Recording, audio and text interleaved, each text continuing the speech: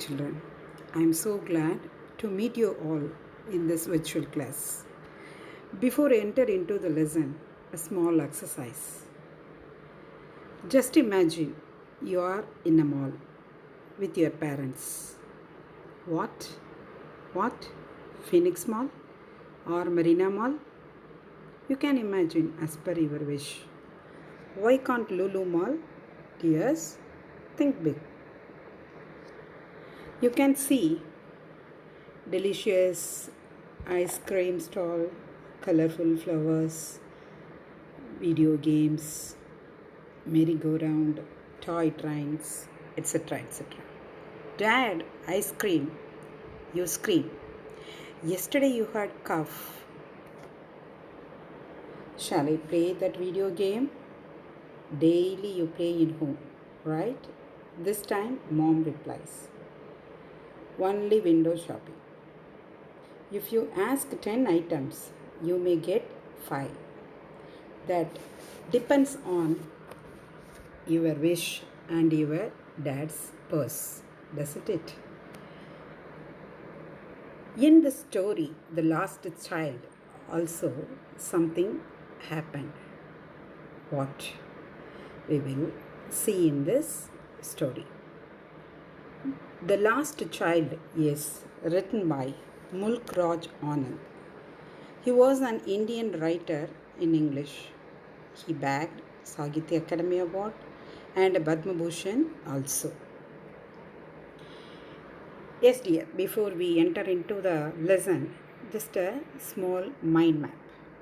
At first, the happy child getting ready for visiting fair with its parents. The child's wishes. What are the wishes? On the way.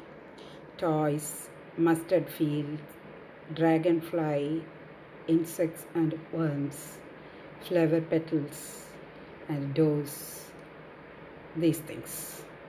And in the fair, sweets, gulmohar garland, balloons, snake charmer, roundabout. But at the end, what happened? We will see. The lost child. A child goes to a fair with his parents. He is happy and excited and wants the sweets and the toys displayed there. But his parents don't buy them for him. Why then does he refuse when someone else offers them to him? We will see. It was the festival of spring. From the wintry shades of narrow lands, and Alice emerged a gaily clad humanity. Some walked, some rode on horses, others sat, being carried in bamboo and bullock carts. One little boy ran between his father's legs, brimming over with life and laughter. Here, the author explained the circumstances, the situations of the fair, the festival springtime, very clearly. Come to the next page. Come, child, come, called his parents as he lagged behind, fascinated by the toys in the shops that lined the way. So the boy was attracted by the toys in the roadside shops. He hurried towards his parents, his feet obedient to their call, his eyes still lingering on the receding toys. As he came to where they had stopped to wait for him, he could not suppress the desire of his heart, even though he well knew the old cold stare of refusal in their eyes. The boy well knew that the parents wouldn't buy anything for this boy. But even though he wished to buy a toy at least. I want that toy, he pleaded. His father looked at him red-eyed in his familiar tyrant's way. His mother, melted by the free spirit of the day, was tender and, giving him her finger to hold, and said, "Look, child, what is before you?" It was a flowering mustard field, pale like melting gold, as it swept across miles and miles even land. Now the mother wanted to change the child's mood, so she showed the mustard field, flowering mustard field. Here, the flowering mustard field is compared to melting gold. Why? Because the flower of the mustard field are yellow in color. So here, which literary device is used? The word like also here, and comparison between mustard field and melting gold. What device? Yes, dear. Simile. Good. A group of dragonflies were bustling about on their gaudy purple wings, intercepting the flight of a lone black bee or butterfly in search of sweetness from the flowers. The child followed them in the air with his gaze, till one of them would still its wings and rest, and he would try to catch it. But it would go fluttering, flapping up into the air. When he had almost caught it in his hands, then his mother gave a cautionary call. "Come, child, come. Come on to the footpath." The child wanted to catch a dragonfly. So it waited there to catch the dragonfly. At that time, the mother gave a cautionary call. She called, "Come, child, come onto the footpath." Yes. He ran towards his parents gaily and walked abreast of them for a while, being, however, soon left behind, attracted by the little insects and worms along the footpath that were teeming out from their hiding places to enjoy the sunshine. This time, the child was attracted by the little insects and worms. "Come, child, come," his parents called from the shade of a grove where they had seated themselves on the edge of a well. He ran towards them. A shower of young flowers fell upon the child as he entered the grove, and forgetting his parents, he began to gather the raining petals on his hands. But lo, he heard the cooing sound of doves and ran towards his parents, shouting, "The dove, the dove." The raining petals dropped from his forgotten hands. So now this child was attracted by the cooing sound of the dove. So he had forgotten the hands, the petals, and now he shouted the dove, dove. "Come, child, come." They called to the child. Who? They. They here? The parents. Yes. Who had now gone running in wild capers round the banyan tree, and gathering him up, they looked the narrow, winding footpath which led to the fair through the mustard fields. So they are on the way to the fair. Yes, yes.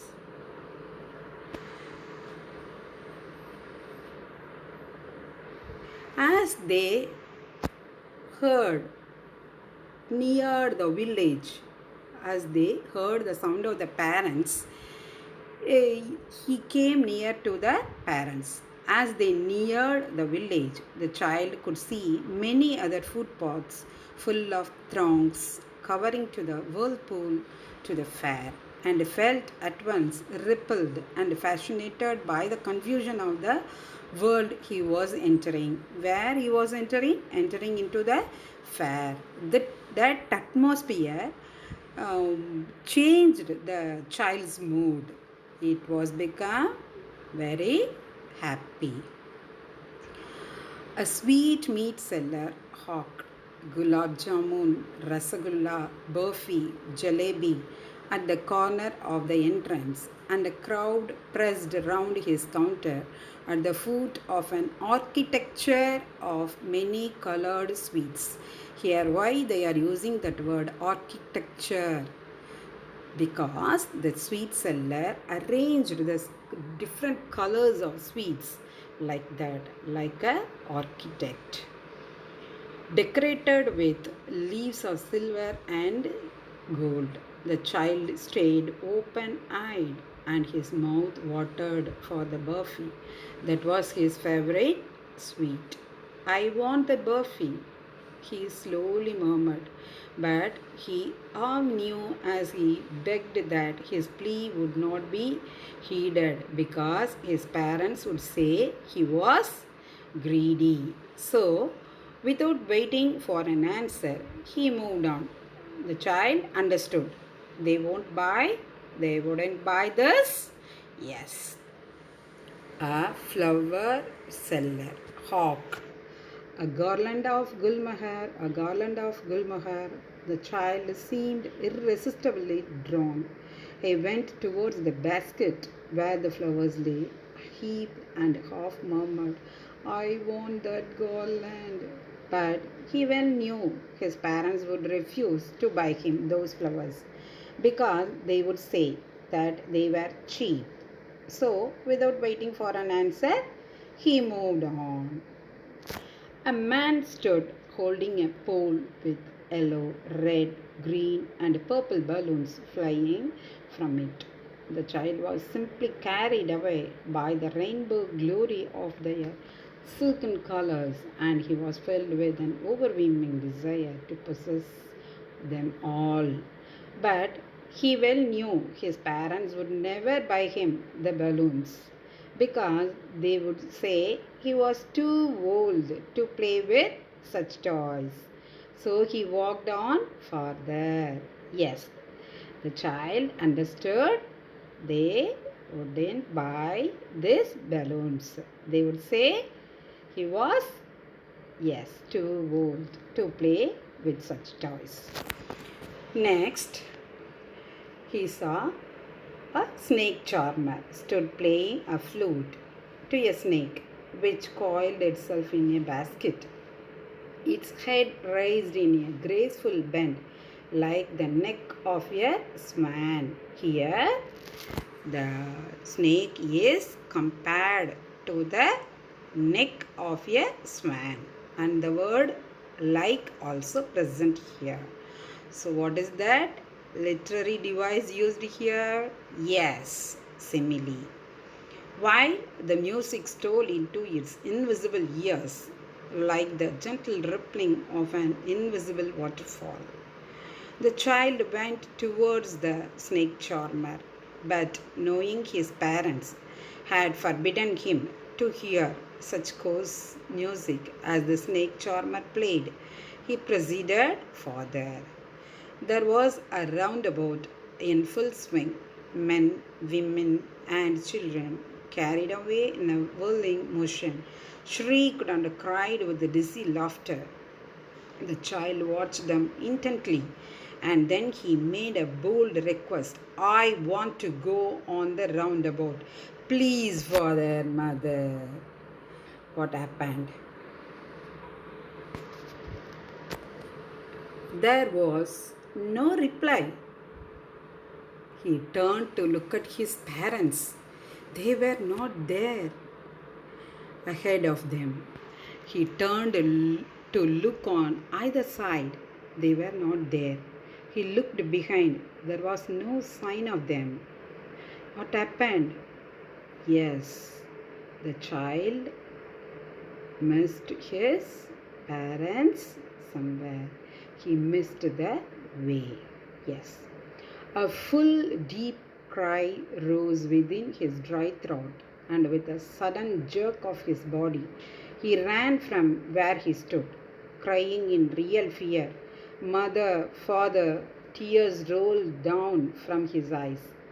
Hot and fierce, his flushed face was convulsed with fear.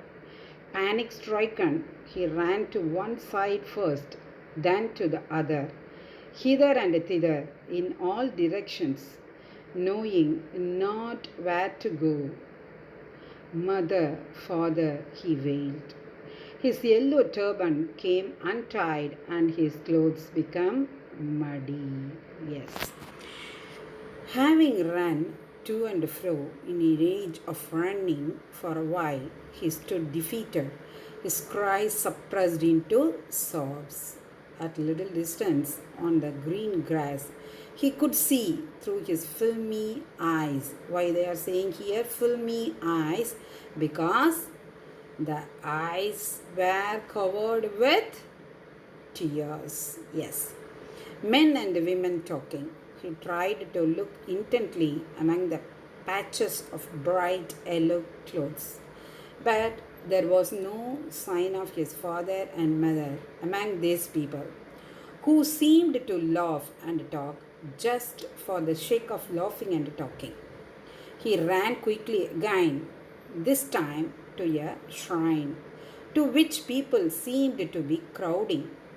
Every little inch of space here was congested with men, but he ran through people's legs, his little sob lingering, mother, father, near the entrance to the temple. However, the crowd became very thick. Men jostled each other, heavy men with flashing, murderous eyes and hefty shoulders. Hefty shoulders means what here? Strong shoulders. Yes, yes.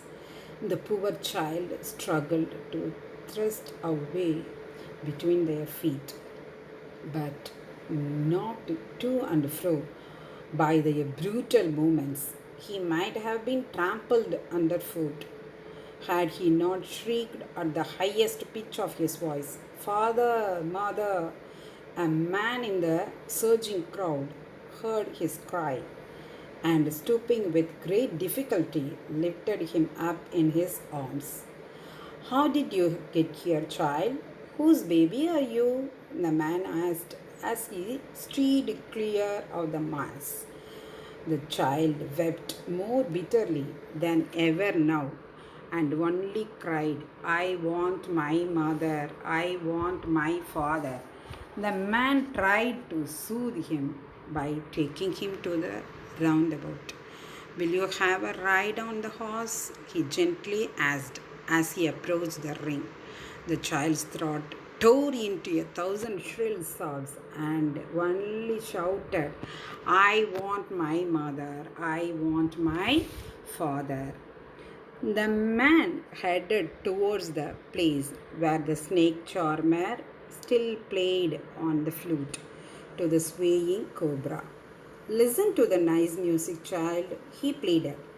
But the child shut his ears with his fingers and shouted his double-pitched strain, "I want my mother, I want my father."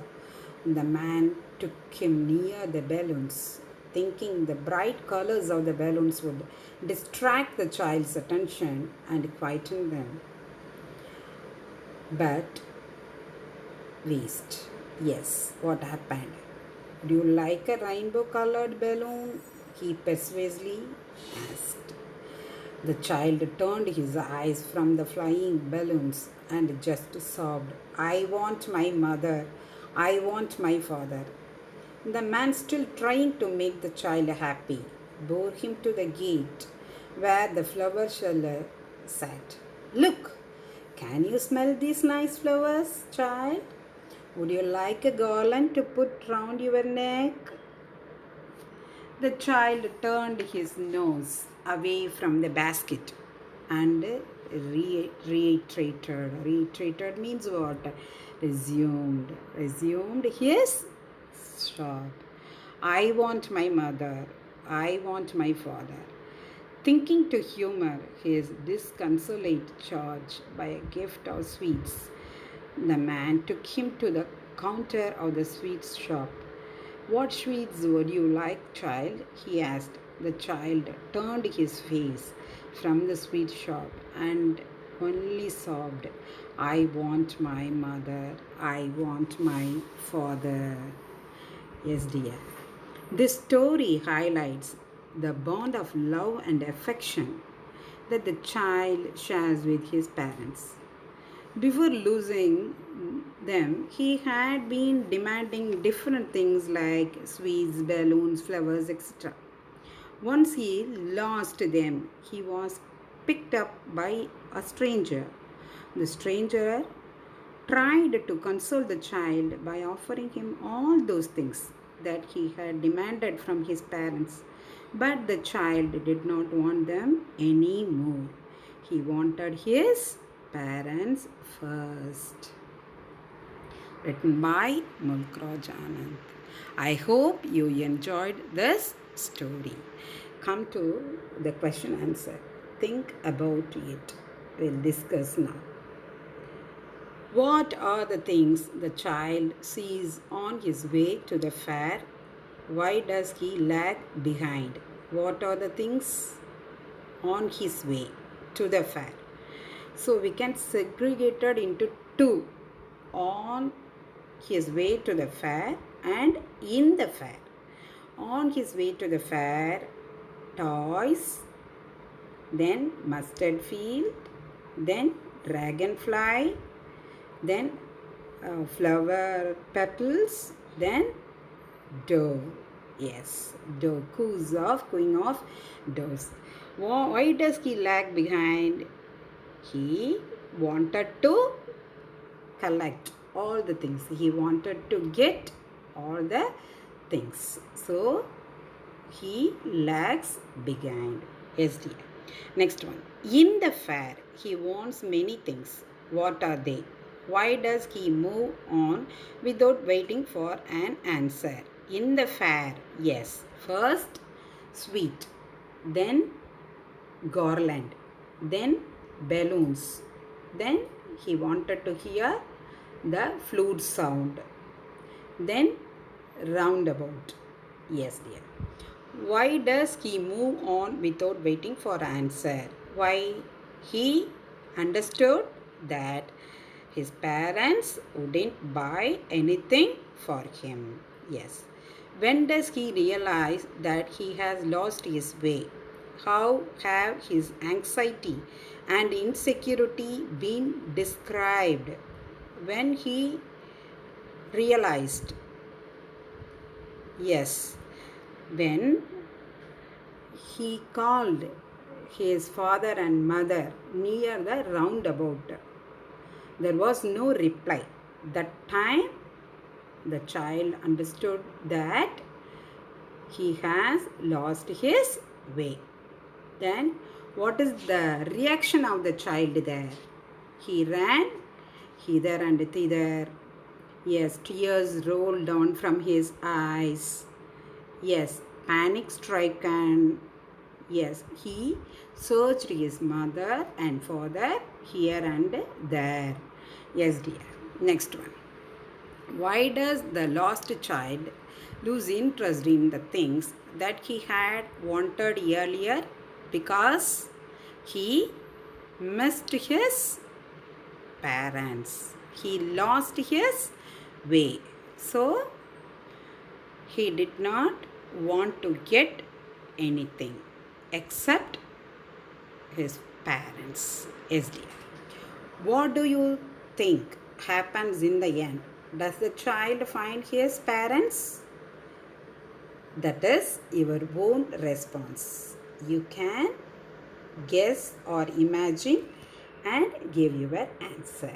The next one, talk about it. After the school reopens, we will do this exercise. How to ensure not to get lost. You think and write your own answer. Some suggested books also given here. Yes, The Coolie by Mulkraj Anand and Kabuliwala by Rabindranath Tagore. Yes, dears. I hope you enjoyed this session. These question answers also given in the PDF form. Okay, dears. Then we will meet in the next class. Until then, bye from your English teacher. Take care. God bless you.